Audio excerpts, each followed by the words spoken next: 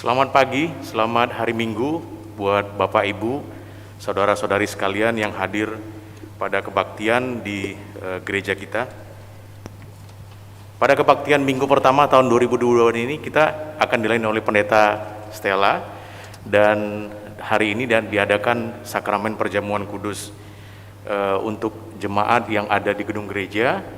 Roti dan anggur sudah ada di masing-masing tersedia di depan, sedangkan yang duduk di bangku paling depan ada di bagian kursi. Kemudian ada tambahan, mohon perhatiannya, nanti setelah selesai perjamuan kudus, mohon bekas tempat anggurnya untuk dibawa ke bawah dan bisa dibuang ke tempat sampah di bawah. Kemudian untuk yang jemaat yang mengikuti streaming bisa menyediakan roti dan anggur di masing-masing tempat.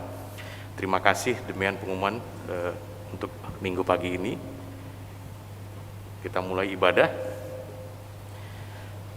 Di tengah kegelapan dan kekelaman hidup akibat pandemi COVID-19 dan persoalan hidup lainnya, marilah kita bangkit berdiri dan menjadi terang sebagai respon atas suara Tuhan yang berseru kepada umat Israel dan kepada kita saat ini.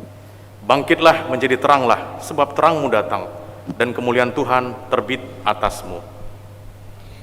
Kami siap menjadi terang melalui ibadah minggu dan karya juang hidup kami. Terang Allah hadir menjadi berkat dalam kehidupan kita. Kuasa Roh-Nya mengurapi kita dan kasih kurnia-Nya menyegarkan kita.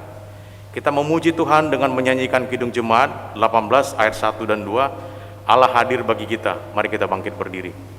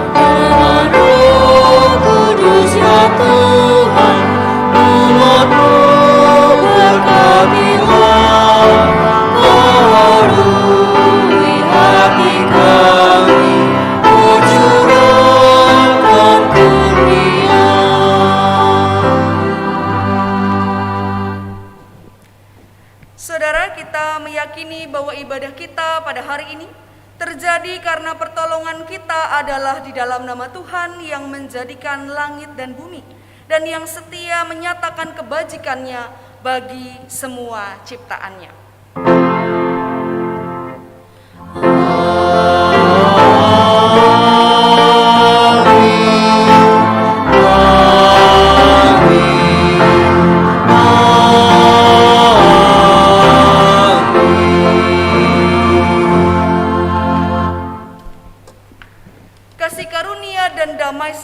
Dari Allah Bapa makin melimpah atas saudara dan melimpah juga atas saudara.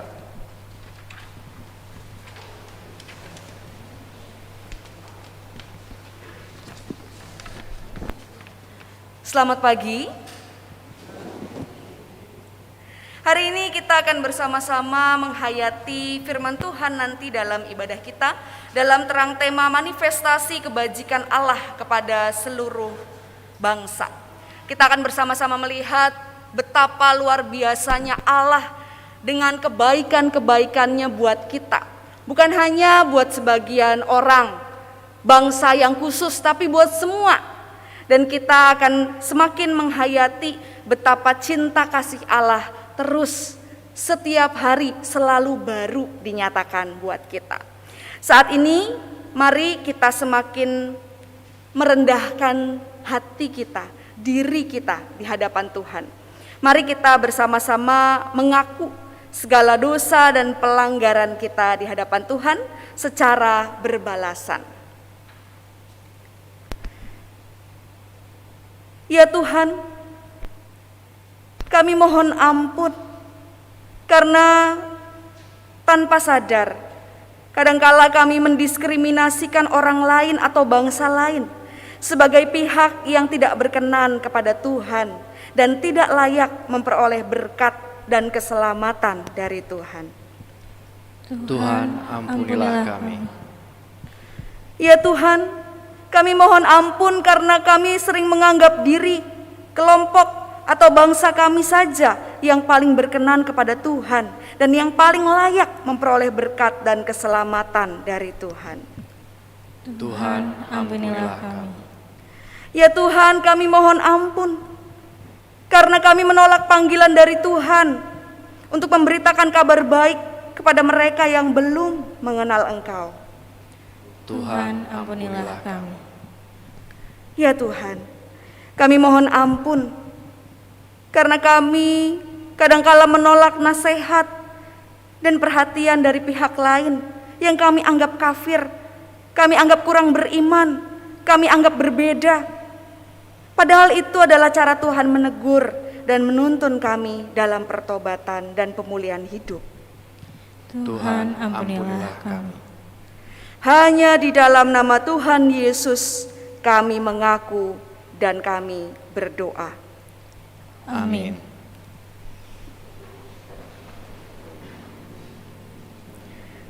Kepada setiap kita yang dengan penuh kerendahan hati telah mengakui segala dosa-dosa dan pelanggaran kita di hadapan Tuhan, kini terimalah berita anugerah yang terambil dari Efesus 2 ayat 8 sampai ayat yang ke-10 yang berbunyi demikian. Sebab karena kasih karunia kamu diselamatkan oleh iman. Itu bukan hasil usahamu, tetapi pemberian Allah. Itu bukan hasil pekerjaanmu. Jangan ada orang yang memegahkan diri. Karena kita ini buatan Allah, diciptakan dalam Kristus Yesus untuk melakukan pekerjaan baik yang dipersiapkan Allah sebelumnya. Ia mau supaya kita hidup di dalamnya. Demikianlah berita anugerah dari Tuhan. Syukur kepada Allah.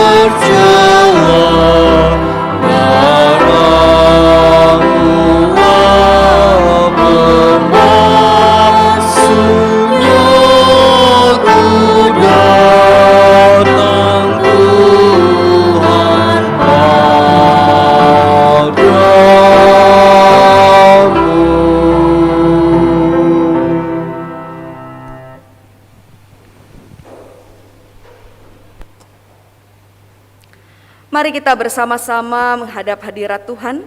Kita mohon pimpinan Roh Kudus sebelum kita membaca dan merenungkan firman-Nya. Mari berdoa.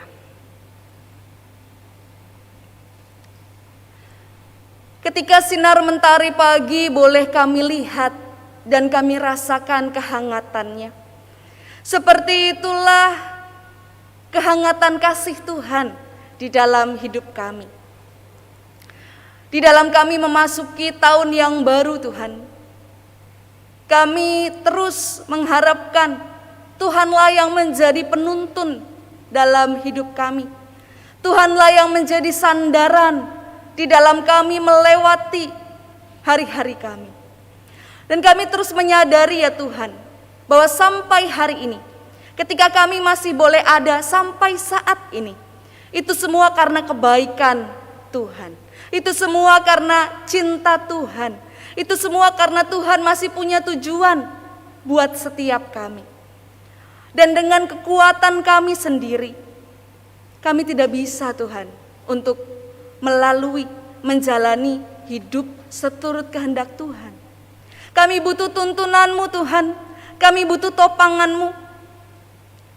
Biarlah ya Tuhan, di tengah kerikil-kerikil yang mungkin membuat kami terjatuh, angin keras yang membuat kami mulai limbung, firman-Mu lah pegangan kami. Biarlah Roh Kudus Tuhan boleh tercurah kepada setiap kami saat ini, baik kami yang ada di gereja maupun kami yang ada di rumah kami masing-masing. Biarlah kami merasakan sapaan Tuhan, biarlah kami boleh merasakan firman-Mu itu menjadi pegangan dalam hidup kami. Dan terlebih di atas semuanya Tuhan, tidak hanya sekedar memahami, mengerti, mampukan kami untuk boleh jadi pelaku-pelaku firman Tuhan. Kami merindukan hidup kami berbuah, kami merindukan hidup kami boleh menjadi kehidupan yang menyukakan hati Tuhan. Biarlah firman-Mu yang akan sebentar kami dengar boleh menjadi rema buat kami. Bersabdalah kepada setiap kami ya Tuhan, karena kami telah siap mendengarnya. Dalam nama Tuhan Yesus Kristus kami berdoa. Amin. Pembacaan Injil Tuhan Yesus Kristus diambil dari Injil Matius pasal 2, ayat yang pertama sampai ayatnya yang ke-12.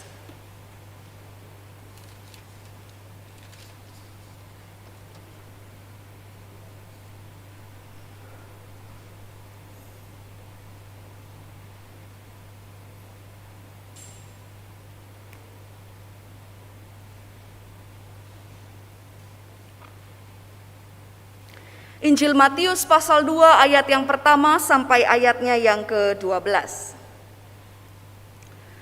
Sesudah Yesus dilahirkan di Betlehem di tanah Yudea pada zaman Raja Herodes, datanglah orang-orang Majus dari timur ke Yerusalem dan bertanya-tanya, "Di manakah dia, raja orang Yahudi yang baru dilahirkan itu?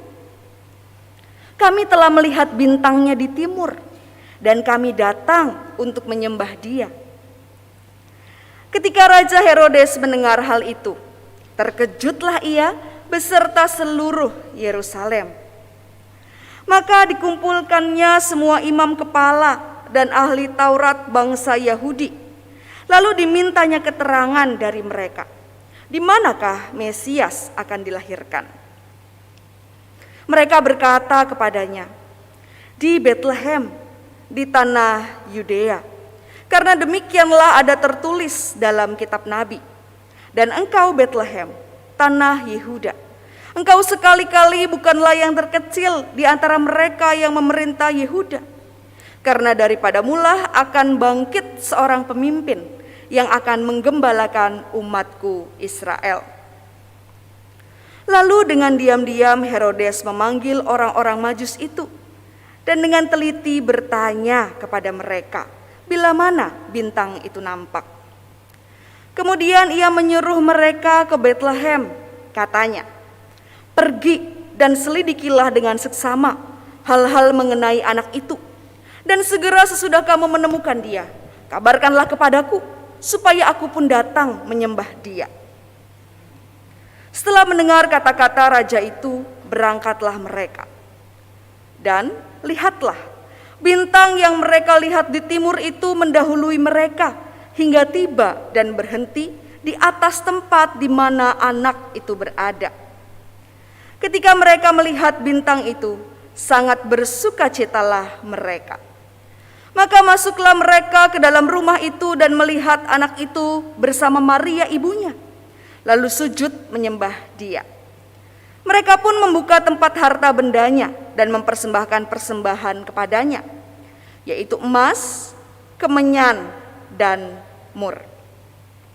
Dan karena diperingatkan dalam mimpi supaya jangan kembali kepada Herodes, maka pulanglah mereka ke negerinya melalui jalan lain.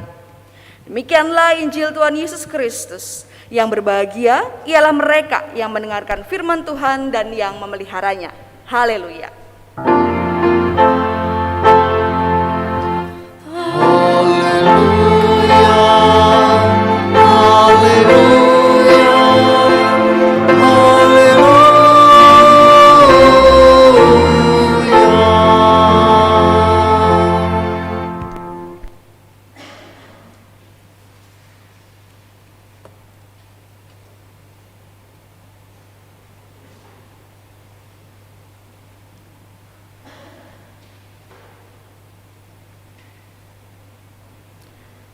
Selamat pagi Bapak Ibu.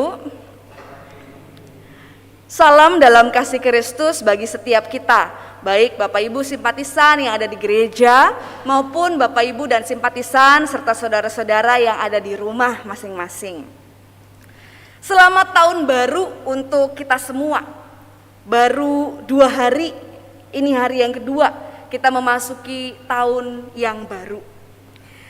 Dan kemarin kita tentu masih ingat dalam benak kita bahwa kita merayakan Natal. Bapak Ibu,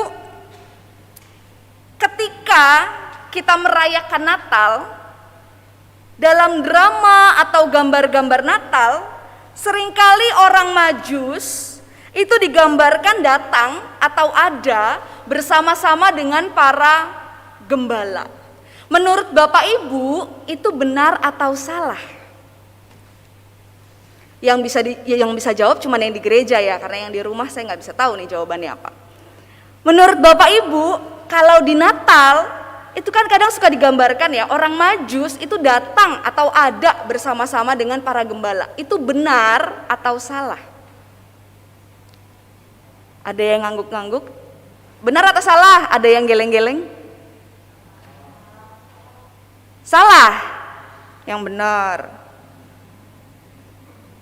Benar atau salah? Ada yang ngangguk-ngangguk? Tante Mei, benar? Salah. Yang muda nih, Tessa, benar atau salah? Salah. Wah, jadi sukses nih berarti saya jadi pendeta ya. Soalnya pada pinter-pinter nih jemaatnya ya. Salah. Kenapa? Kenapa sih? Tapi kalau di sekolah minggu kok digabung? Kalau ada orang Majus, ada gembala, biasanya ada tuh dalam cerita-cerita sekolah minggu. Kok gitu? Sebenarnya benar dalam arti ada orang Majus, ada para gembala. Tapi time framingnya itu nggak mungkin bersamaan, ya. Jadi orang Majus dan para gembala itu nggak sama, nggak bareng-bareng datang menemui bayi Yesus. Ada banyak salah kaprah yang seringkali ada dalam Natal ketika kita melihat orang Majus datang bersama para gembala. Dalam tradisi gereja, sebenarnya kisah tentang orang Majus itu diperingati pada hari Epifani. Dan hari ini kita merayakan Minggu Epifani. Ya, jadi sebenarnya harusnya cerita tentang orang Majus itu diperingati di hari ini, hari Epifani. Tapi seringkali dalam Natal udah dibawa tuh orang Majus gitu ya. Kenapa? Karena ada simbol membawa persembahan gitu ya. Hari Raya Minggu Epifani itu kita rayakan hari ini, atau tepatnya sebenarnya buat pengetahuan kita Bapak Ibu dan Saudara terkasih, Epifani itu dirayakan pada tanggal 6 Januari. Ya, minggu yang terdekat minggu ini. Dan Minggu Epifani berasal dari bahasa Yunani koine, epifaneia. Artinya manifestasi, sesuai dengan tema kita ya. Manifestasi atau penampakan dengan jelas. Pada hari Epifani kita merayakan penampakan Tuhan. Wahyu Tuhan sebagai manusia yang dilihat dengan jelas. Nah, itu yang kita rayakan. Kalau pada zaman dulu di hari Epifani kita tuh ada 4 perayaan, Bapak Ibu. Kelahiran Yesus, kedatangan orang Majus, pembaptisan Tuhan, dan pernikahan di Kana. Tapi tradisi ini itu berlangsung terus, tapi di tahun 567 Gereja Barat itu memutuskan untuk memisahkan tradisi peringatan kelahiran Yesus dengan Hari Raya Epifani. Maka dipisahkan 25 Desember dan 6 Januari. Kalau dulu digabung gitu ya, makanya cerita dari zaman dulu itu suka ada orang Majus dan gembala. Tapi dalam perjalanan gereja dipisahkan ya. Dan hari ini makanya kita melihat teks bacaan kita tentang orang Majus. Hari ini kita mau memperingati kedatangan atau penyembahan bayi Yesus, tentang bagaimana manifestasi kasih Allah melalui Yesus dilihat oleh manusia, oleh orang-orang Majus dari timur. Siapa sih orang Majus? Ini menarik Bapak Ibu. Kenapa? Nah, kita mau sama-sama lihat. Dikatakan di Alkitab bahwa orang Majus itu berasal dari satu wilayah yang jauh. Kemungkinan kurang lebih 1000 kilometer dari Bethlehem. Kalau daerah sekarang mungkin itu ada di Irak, mungkin ya. Dan perjalanan itu panjang. Kenapa sih kok orang Majus cuma 3? Itu benar apa enggak? Salah juga. Itu cuman menjadi simbol karena yang dibawa emas, kemenyan, dan mur 3 gitu ya. Padahal rombongannya itu banyak sekali. Tapi simbolisasinya 3 gitu ya. Ketika ada rombongan besar, nah kedengaran tuh sama Herodes ya. Kenapa nih ada rombongan yang besar datang? Baru menyampaikan ya, mereka menyampaikan. Dan yang paling menarik adalah orang-orang Majus ini bukan orang Yahudi. Bagaimana orang yang bukan Yahudi menjadi orang yang mendapat pewahyuan bahwa sang bayi, sang raja, sang Mesias itu lahir. Ini menarik. Kenapa bukan orang Yahudi? Kenapa orang Majus yang adalah orang kafir pada masa itu? Kenapa juga para gembala kalau kita baca di Alkitab? Kenapa bukan ahli Taurat? Kenapa bukan orang-orang lain? Orang-orang Majus adalah ahli perbintangan. Mereka percaya ketika melihat bintang, nah itu tuh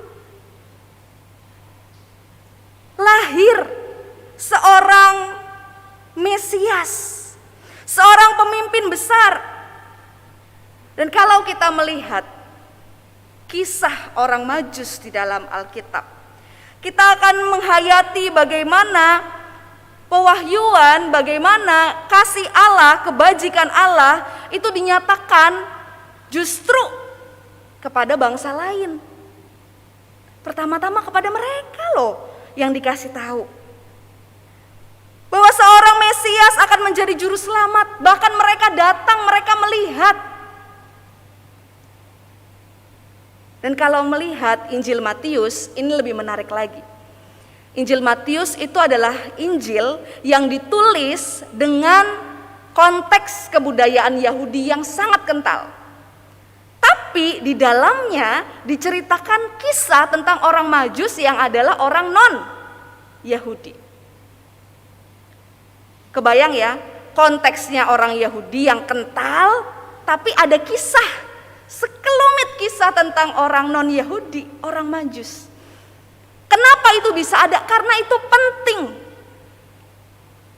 Betapa kasih Allah itu diwujudkan, dinyatakan bukan cuma buat orang-orang Yahudi, tapi justru buat semua orang, bahkan untuk orang-orang yang saat itu dianggap kafir. Buat orang-orang yang saat itu tidak dianggap bangsa-bangsa lain.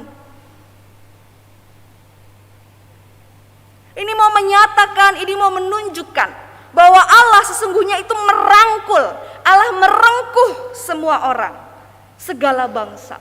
Mesias itu lahir bukan cuma buat sebagian orang, tapi buat semua orang. Kebajikan Allah itu dinyatakan kepada semua.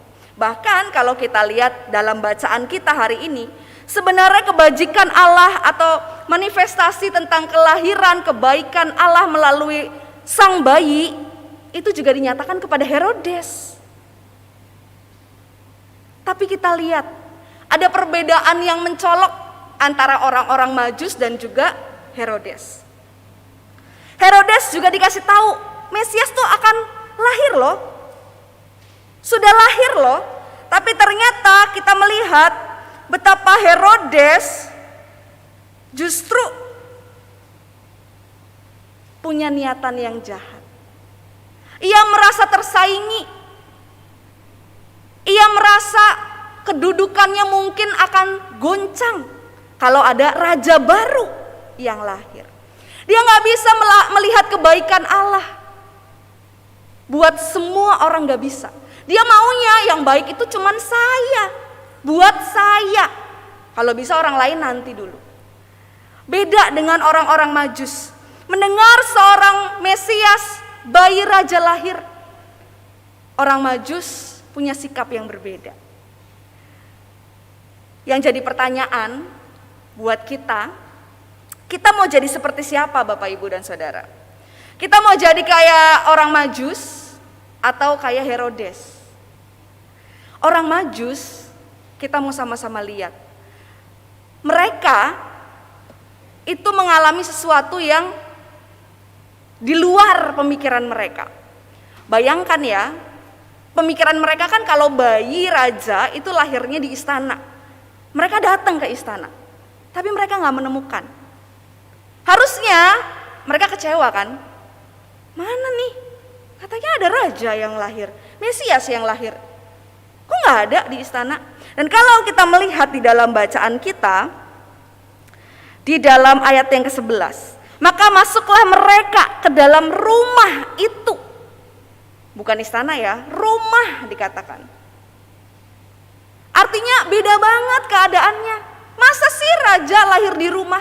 Kalau kita jadi orang Majus saat itu, mungkin kita gak bisa melihat penampakan sesungguhnya gitu ya, bahwa iya dia benar Mesias. Kita akan berpikir dengan logika kita, kayaknya gak mungkin deh. Tapi orang Majus lain. Orang Majus punya satu sudut pandang yang lain. Dan kalau kita lihat, makanya kenapa dibilang orang Majus itu gak mungkin samaan sama gembala, Bapak Ibu. Di sini kuncinya.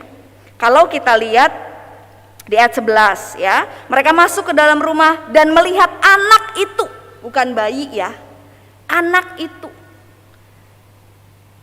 Jadi kemungkinan orang Majus itu menemui Yesus itu kurang lebih ketika Yesus sudah berusia hampir 2 tahun.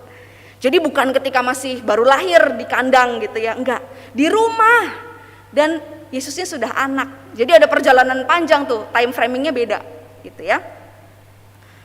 Orang Majus itu bisa melihat ada sudut pandang yang lain yang mereka alami. Saya mau menunjukkan sebuah cerita, Bapak Ibu. Ada seorang raja yang mengadakan sayembara. Ia mengundang berbagai macam orang dari berbagai tempat, secara khusus orang-orang yang punya keahlian melukis diundang ke kerajaannya. Lalu raja itu mengadakan sayembara, lukislah sebuah lukisan dengan tema kedamaian dan kebajikan Tuhan. Maka semua pelukis itu berkumpul dan mereka melukis. Boleh dibantu slide-nya? Dari semua lukisan, ada 2 lukisan yang menarik dan yang paling bagus menurut raja. Menurut Bapak Ibu, lukisan mana yang menggambarkan kedamaian dan kebajikan Allah? Yang pegunungan atau yang air? Air terjun. Yang mana yang menggambarkan kedamaian dan kebajikan Allah?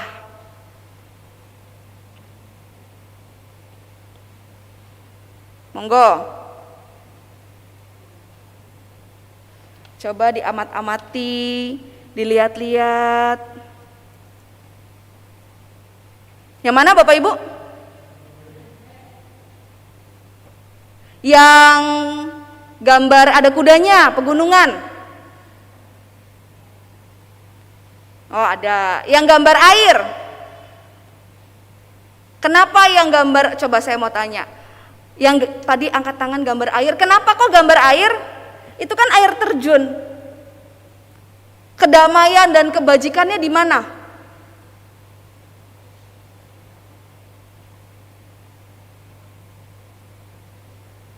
Kedamaian dan kebajikannya dari mana? Di mana?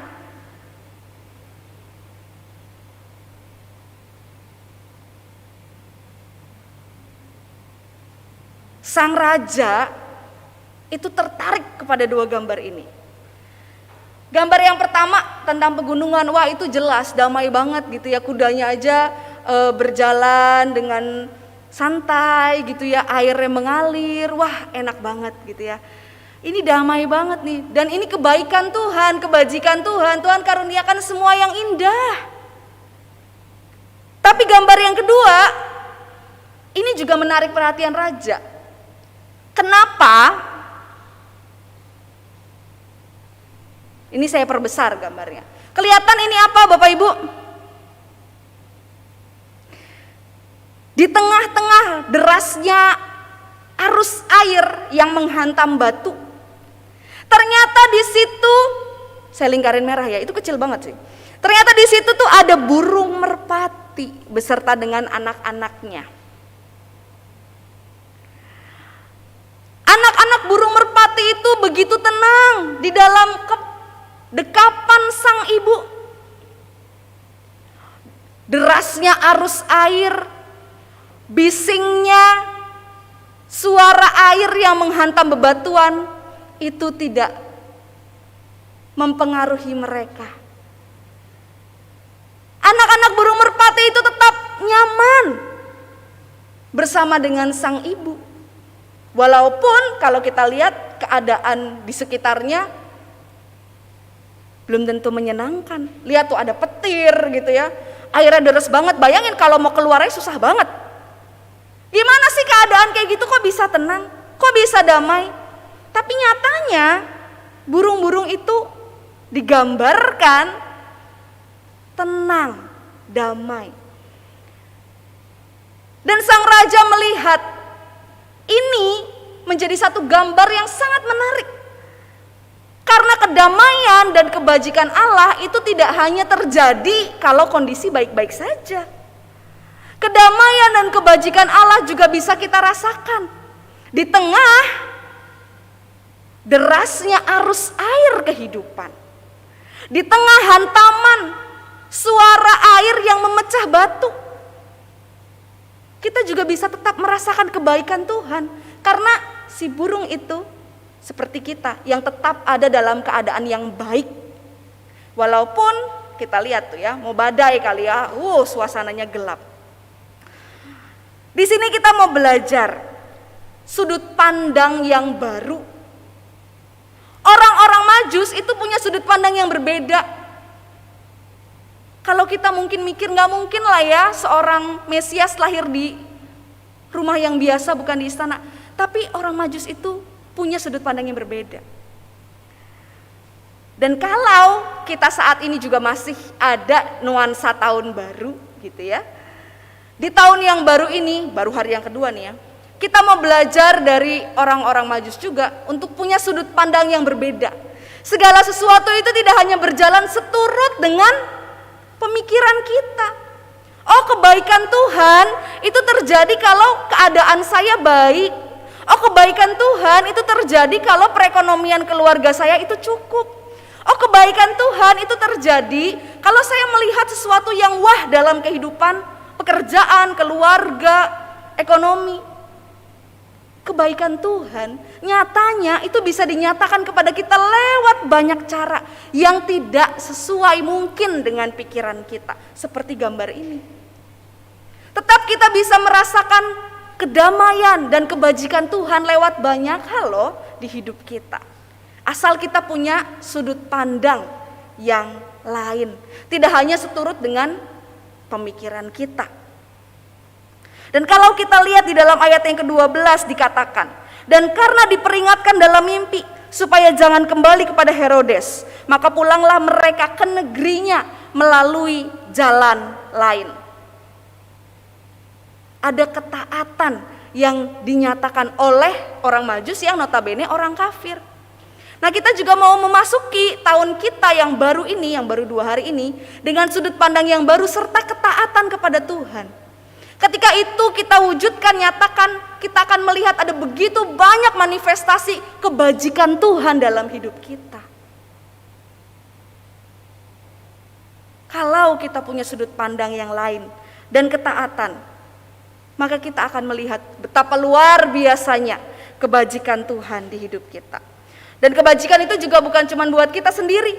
Marilah kita memberi diri sepenuhnya, supaya kita juga dipakai untuk menjadi sarana atau alat supaya orang lain melihat wajah Kristus dalam hidup kita. Wajah Kristus dalam tingkah laku kita.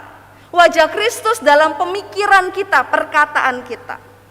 Selamat menghayati Minggu Epifani, manifestasi kebaikan Allah buat kita, buat semua bangsa. Dan biarlah kebajikan Allah itu juga bisa kita nyatakan dalam hidup kita buat sesama. Tuhan Yesus berkati kita. Amin.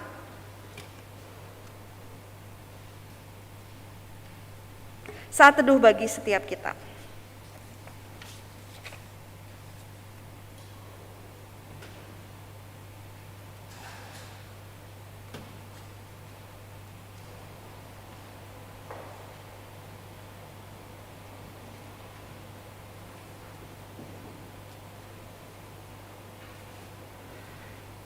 Bapak Ibu sekalian, mari kita bangkit berdiri.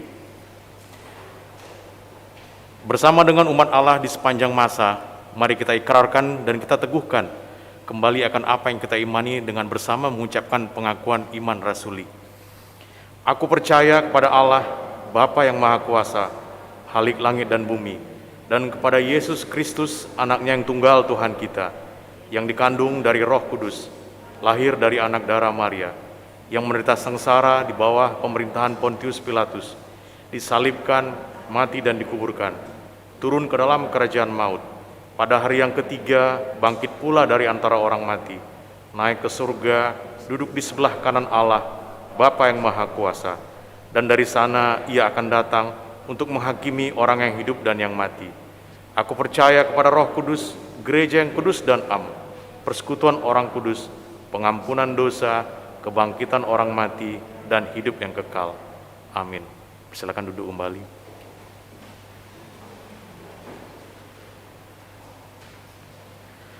Mari kita bersama-sama menaikkan doa syafaat kita.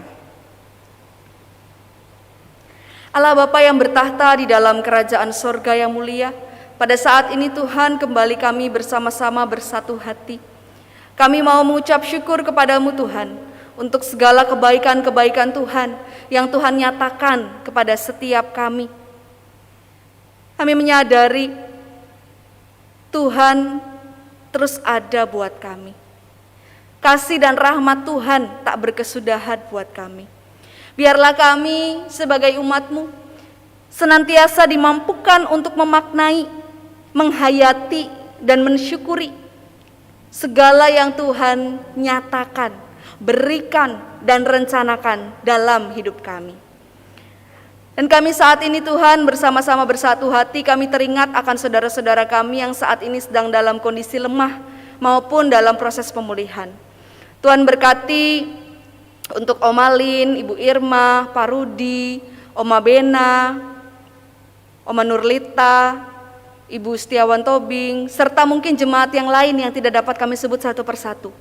Jamahlah mereka Tuhan dan pakai kami sehingga kami boleh menjadi sahabat-sahabat yang memberi dukungan, yang mendoakan saudara-saudara kami. Dan ada begitu banyak mungkin di antara kami Tuhan yang saat ini sedang dalam pergumulan. Kami yang bergumul karena kondisi mental di tengah situasi saat ini. Kami yang bergumul karena rasa kesepian.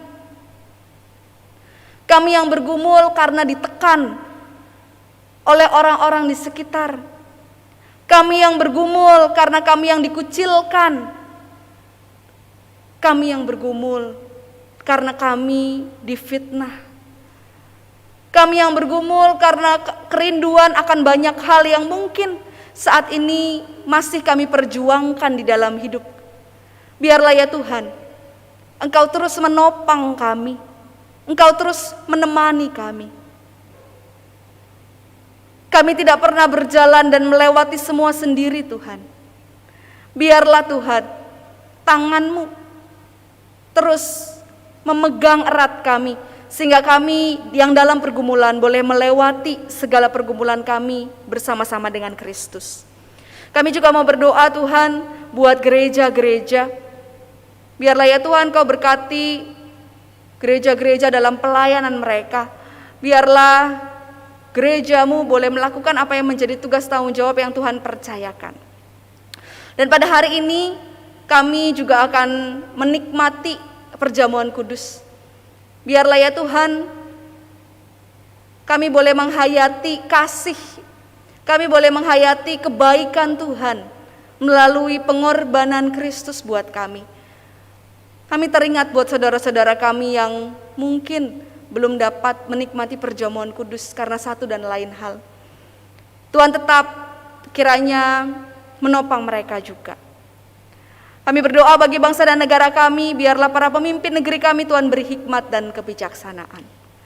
Kami serahkan ya Allah seluruh doa-doa kami ini hanya di dalam nama Tuhan Yesus Kristus, Sang Penebus hidup kami. Amin.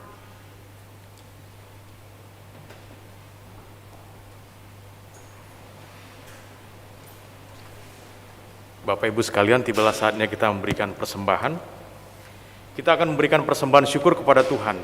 Firman Tuhan yang melandasi persembahan syukur terambil dari Kolose 3 ayat 17. Dan segala sesuatu yang kamu lakukan dengan perkataan atau perbuatan, lakukanlah semuanya itu dalam nama Tuhan Yesus sambil mengucap syukur oleh Dia kepada Allah Bapa kita. Persembahan syukur dapat dilakukan melalui QR Code yang ada di layar maupun di depan Bapak Ibu Saudara sekalian. Kita menyanyikan lagu Kidung Jemaat 393 ayat 1 dan 2, Tuhan betapa banyaknya.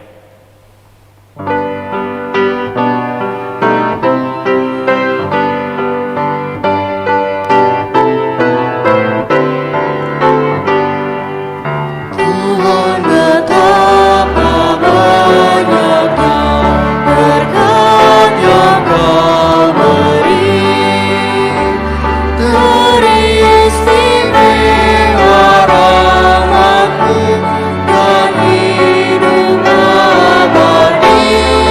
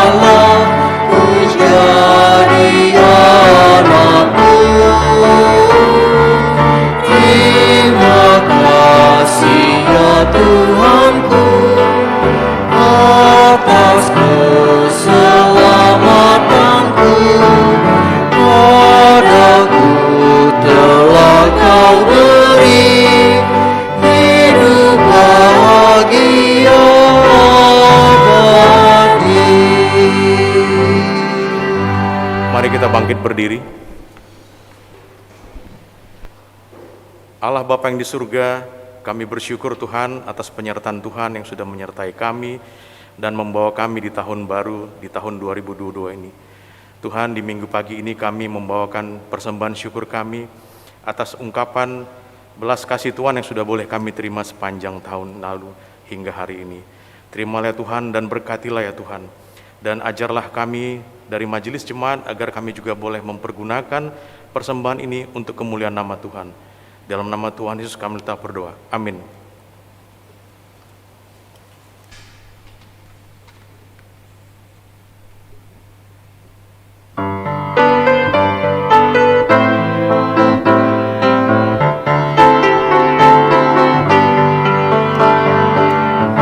Nama Yesus termulia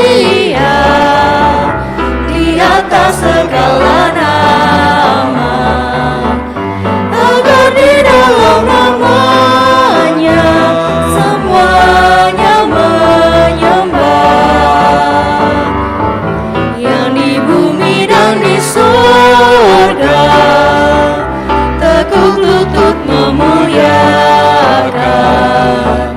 Segala lidah pun berkata, Yesus Kristus itu Tuhan. Terpuji namanya, terpuji namanya.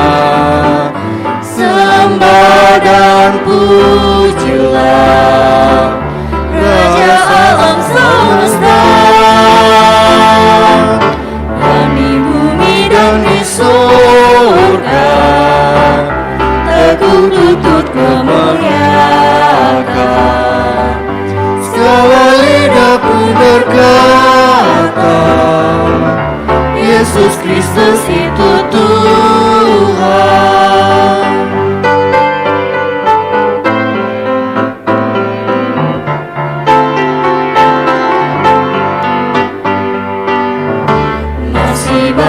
Manusia yang tak mengenal namamu, suruh hamba yang setia kerja dan bertekun. Tuhan, pakailah diriku menyebarkan keselamatan, kata dan perbuatanku mencerminkan firman Tuhan. Terpuji namanya, terpuji namanya. Ku puji, ku sembah Raja alam semesta. Tuhan, pakailah diriku menyebarkan keselamatan, kata dan perbuatanku mencerminkan firman Tuhan.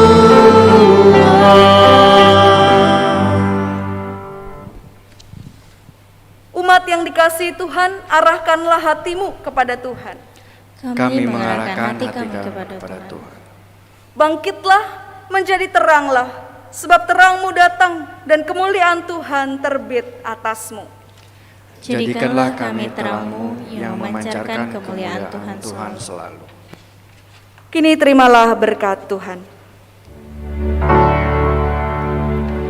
Kasih Tuhan mengiringimu dan sayapnya melindungimu. Tangan Tuhan pegang di dalam hidupmu. Majulah